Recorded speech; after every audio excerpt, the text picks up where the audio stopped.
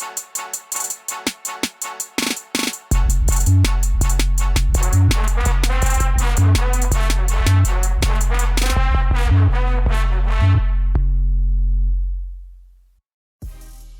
you for tuning in to Dynamic Art LLC. I'm your host, Daniel Butler, and today's show is part 2 of how to make prints with your artwork.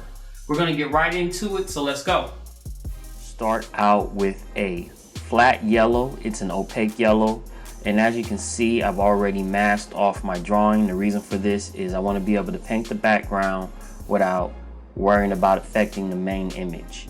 But this yellow is flat, and it's going to be our primary light source that we're going to use as we start to paint this jungle scene in the background.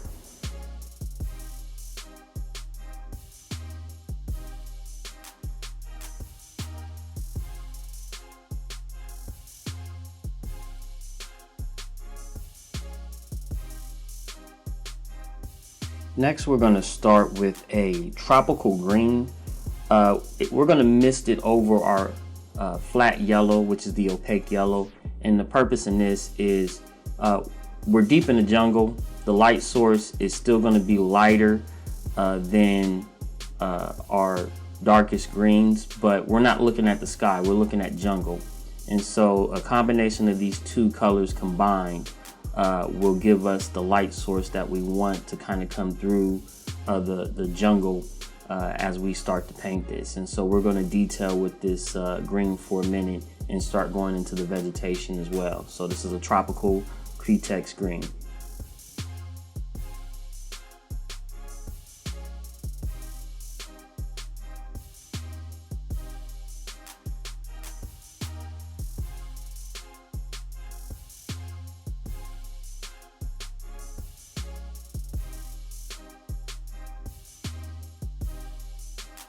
As I start to create the vegetation, I'm trying to gauge how far in the background I want certain things to be. So you're going to see me play around for a couple minutes on how the vegetation is going to map out, and it's good to do it with this lighter tropical green color versus the darker green that we'll introduce here in a few.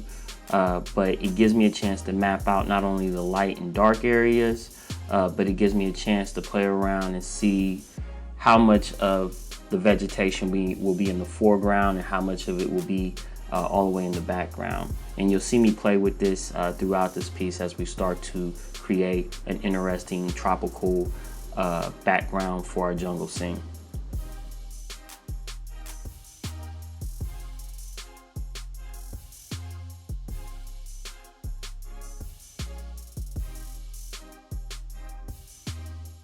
Okay, now we want to introduce our next color of green, and it's a wicked color, but I'm going to dispel this green out for you. It's PTHALO. I didn't want to pronounce it wrong, but the thing about this green that I like the most is that it has a greenish bluish tint to it, and overall that's really important for our piece because our piece is going to be mainly blue and orange, and so having a green that has that bluish color in it goes real well as far as complementary colors for the overall piece. But the other thing is the yellow, which was the flat yellow and the tropical green, and this darker green that we're introducing are the only three colors that are going to create our main image of our jungle outside of the tree branches and limbs.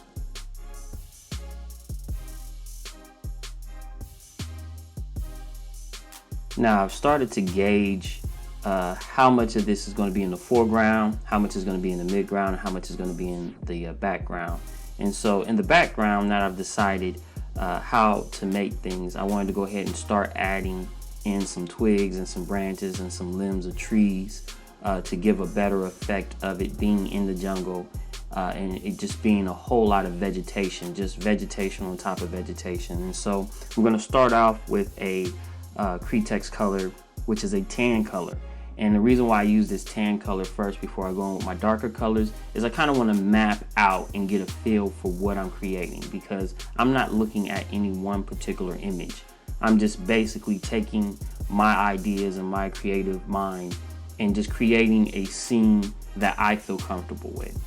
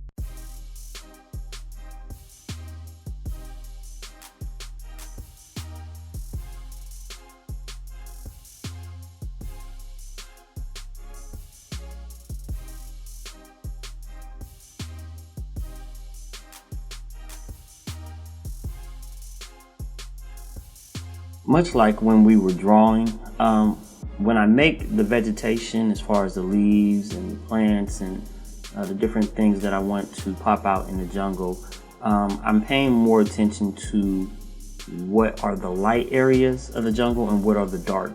And I only make like references to a lot of the vegetation like leaves. You'll see me make a partial shape, and then I'll cluster a bunch of those together and shade them in or darken them in where I think the dark area should be. And the purpose of this is we want to give the illusion of the jungle and not necessarily try to paint every leaf in there. And by having darker and lighter areas, it gives us an opportunity to play around with that and be a little bit more loose and not as detailed in the background, because the main focus of this is going to be our tiger. You know, this is just like complementary scenery to go with the overall picture.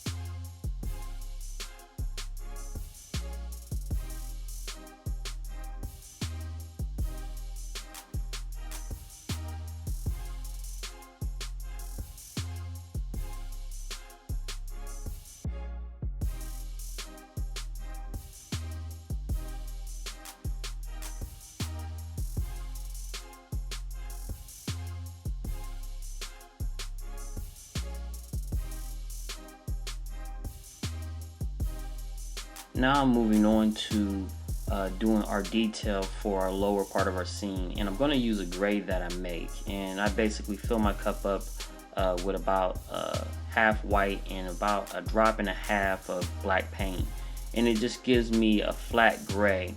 And I'm using this gray really to give us the shadow detailing in the overall piece, because I'm going to paint over this gray. This gray won't even be seen largely in the body of water, but what it gives me is an opportunity to decide where the ripples and the darker parts of the water are going to be.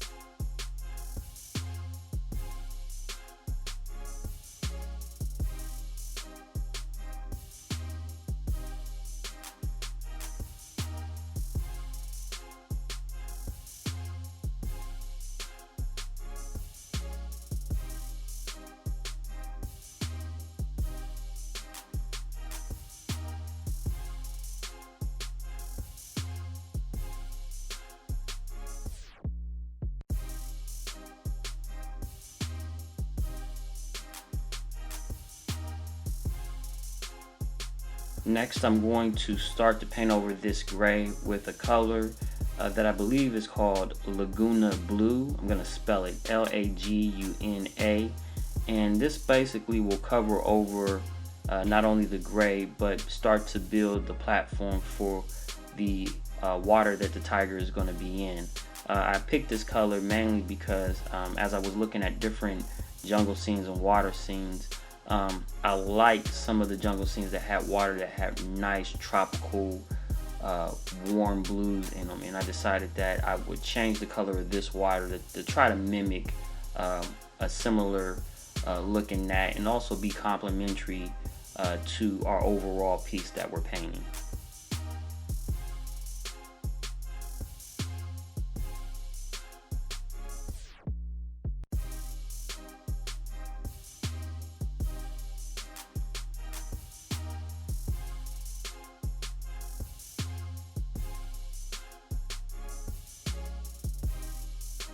Once I get done using this lighter blue color, I'm going to go back in with a wicked blue, and I'm going to start detailing. And this is where you start to get the nice cool blue effect that you want to have to complement not only the painting, but to give it more depth. It's going to allow for the ripples to be a little bit more intense in the water. And then when we go back in with our white, it's going to allow the white to pop more because it has a darker background behind it. And it just creates a nice little cool effect. But it's not too dark where we won't be able to go back over it later on when we want to do the reflection of the tiger in the water.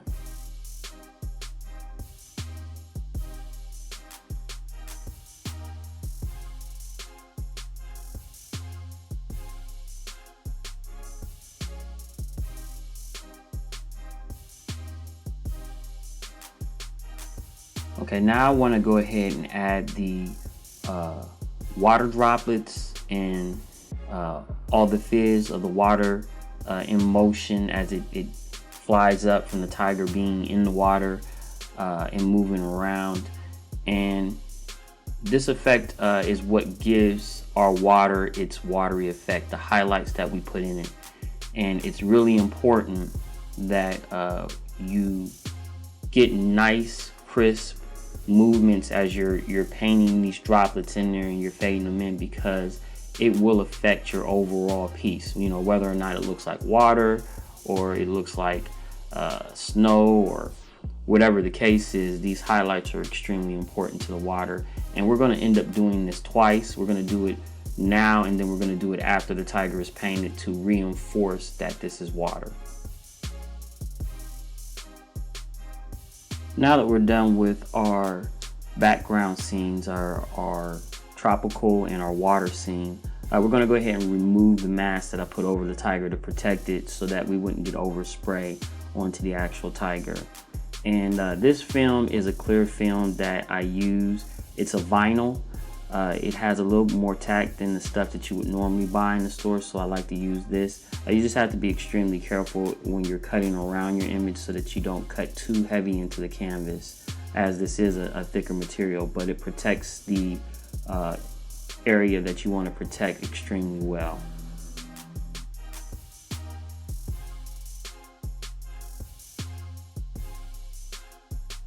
Now I'm going to start painting this tiger with a light brown, and I'm going to paint the entire tiger in this. We're going to utilize our ability to create different shades and tones out of one color first. And the reason why I'm doing it this way is it gives me an opportunity to map out overall how I want the tiger to look, and give me a chance to create some depth by using the different tones, by adding more paint or adding less in certain areas.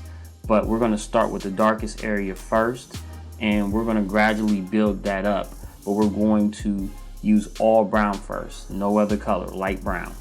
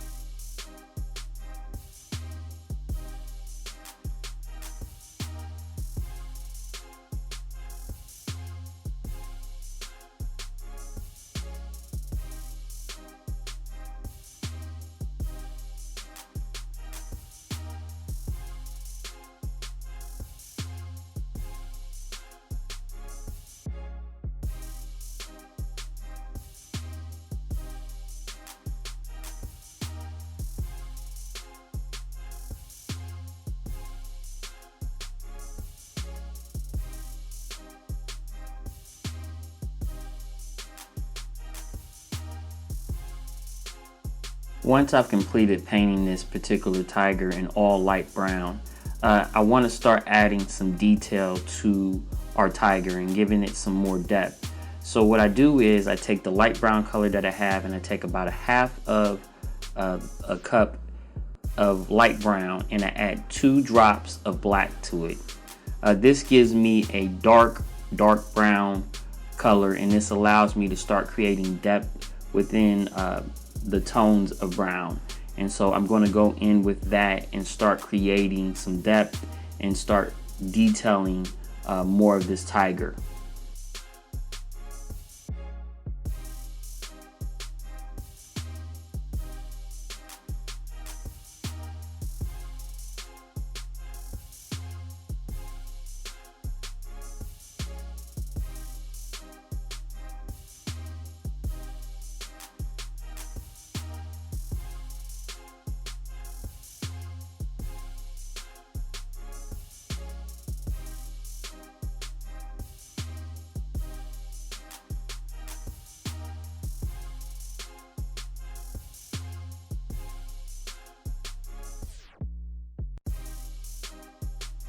Once I get done detailing with this darker brown color that we created, the magic really starts to take fold.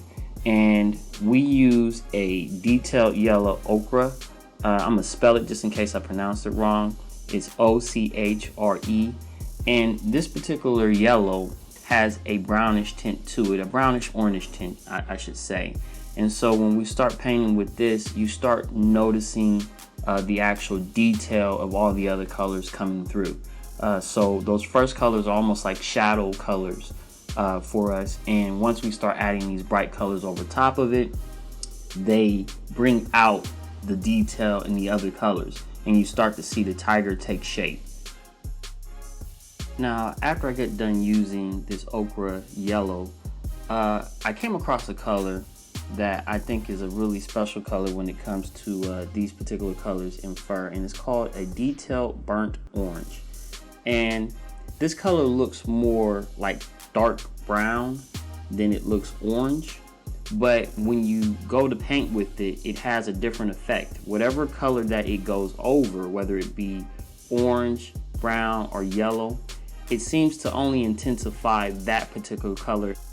Now we move on to our focal color, which is going to be a wicked orange. And what I found out is that by applying all these other colors, I didn't need as much of this orange as I initially thought I might. And it's a good idea not to go heavy on this orange or things start to look really cartoon and fake. You want to kind of just blend it over your overall colors, and you'll get a nice rich blend of different shades, different colors and different tones, and it will really affect the way that your overall image will look. And I think you'll be satisfied if you utilize the colors in this particular sequence.